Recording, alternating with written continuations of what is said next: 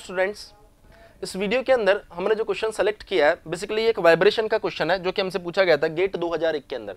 2001 में जो क्वेश्चन पूछा गया था हमसे, काफी अच्छा क्वेश्चन है। अगर हम लोग ध्यान से यहाँ पर इस क्वेश्चन को समझने की कोशिश करें, लाइक एक अरेंजमेंट हमारे पास में अवेलेबल है। इस अरेंजमेंट के अंदर दो मासेस हमें दिए गए। इस अरेंजमेंट के अंदर हमारे पास में दो मासेस अवेलेबल है, कुछ इस तरीके से, ये मास m, ये भी मास m। नेचुरल फ्रीक्वेंसी सिस्टम की हमसे पूछी गई है, ये एंगल हमारे पास में अल्फा दिया गया। अगर इसको थोड़ा सा मैं साइड में ड्रॉ करके एक बार समझाने की तो मैं कोशिश करूँ, लाइक कुछ इस तरीके से, तो मैं बोल सकता हूँ कि ये होगा हमारे पास में मास m और ये होगा बेसिकली मास m, और कुछ इस तरीके से यहाँ पर ये एंगल हमें दिया गया अल्फा और ये एंगल भी हमें दिया गया अल्फा। हमें पता है अगर नेचुरल फ्रीक्वेंसी सिस्टम की हमें फाइंड करनी है तो ये नेचुरल फ्रीक्वेंसी किस तरीके से फाइंड की जा सकती है। आपको इस सिस्टम को सबसे पहले डिस्टर्ब करना पड़ेगा। अगर आप इस सिस्टम को डिस्टर्ब करने जाते हैं तो जैसे ही आपने सिस्टम को डिस्टर्ब किया, शायद ये कुछ इस तरीके से डिस्टर्ब होने वाला है। तो थीटा एंगल पर अगर आप इसे डिस्टर्ब करोगे तो ये एंगल हमारे पास में आएगा अल्फा माइनस थीटा। डेफिनेटली ये एंगल भी कितना होगा हमारे पास में, थीटा। तो आप बोल सकते हो कि ये जो एंगल आएगा ये होगा अल्फा प्लस थीटा। ये मास m और ये मास m।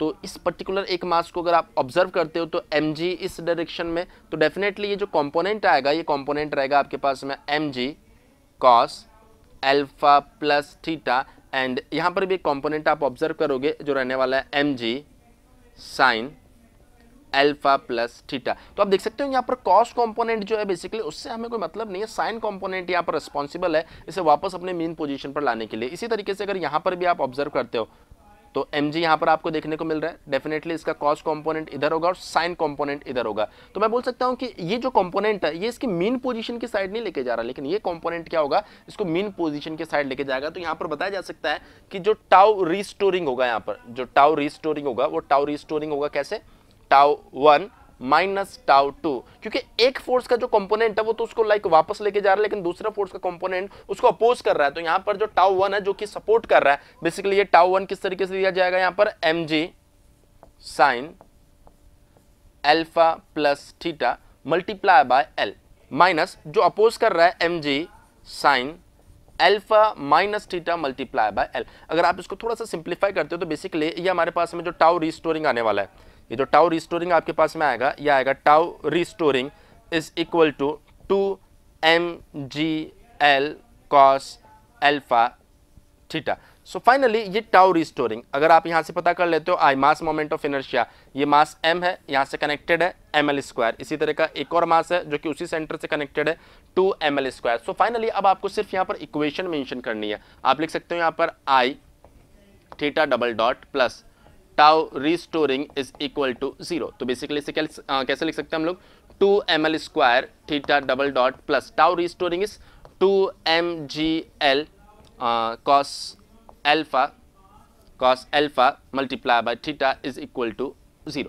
तो बेसिकली ये हमारे पास में फाइनल इक्वेशन आ रही है। इस इक्वेशन को अगर आप सिंप्लीफाई करोगे तो आएगा theta double dot plus, finally यहाँ पर देखो 2m कॉमन आ रहा है, बेसिकली l से l कैंसिल आउट हो रहा है, तो ये बच रहा है हमारे पास में g cos alpha divided by l theta is equal to 0। इसे आप बेसिक इक्वेशन से कंपेयर करके बता सकते हो कि यहाँ पर जो ओमेगा n आ रहा है, ये ओमेगा n कितना आने वाला है, g cos alpha divided by l। तो बेसिकली ये हमारे पास में इस सिस्टम की नेचुरल फ्रीक्वेंसी है। तो मैं बोल सकता हूँ इस सिस्टम की जो नेचुरल फ्रीक्वेंसी है वो है g cos alpha by l। इसका मतलब यहाँ पर जो डी ऑप्शन है वो हमारा बिल्कुल सही है। तो यहाँ पर इस तरह के क्वेश्चन के लिए लाइक जब सिस्टम में नेचुरल फ्रीक्वेंसी आपसे पूछी जाए तो ये समझना जरूरी है कि सिस्टम का मोशन कैसा है, किस तरह का वाइब्रेशन यहाँ पर दिखा रहा है। तो मैंने बताया कि अगर इस तरह की प्रॉब्लम को आपको सॉल्व करना है तो आपको पहले सिस्टम को डिस्टर्ब करना पड़ेगा। डिस्टर्ब करने के बाद में आपको यहाँ पर चेक करना पड़ेगा वो कौन सा फोर्स और टॉर्क रेस्पॉन्सिबल है जो इसको वापस लेके आ रहा है, लाइक रिस्टोर कर रहा है। और एक बार आपको रिस्टोर मिल गया तो आप डीएलम्बर्ट प्रिंसिपल के साथ अप्रोच कर सकते हो, like inertia plus restoring is equal to क्या होना चाहिए, यहाँ पर 0। और जैसे उस इक्वेशन को आप थोड़ा सा सिंप्लीफाई करते हो, अपने आप आपके पास में सिस्टम की नेचुरल फ्रीक्वेंसी मिल जाती है। उसको आपको बेसिक इक्वेशन के साथ कंपेयर करना है। अगर आप एक बार इस तरीके से कंपेयर करते हो तो डेफिनेटली आपकी जो फ्रीक्वेंसी आपने जो फाइंड किया वो बिल्कुल सही होने वाली है। Thank you. If you really like the video, please hit the like button, share the video, subscribe to our YouTube channel and press the bell icon for the latest updates. Thank you.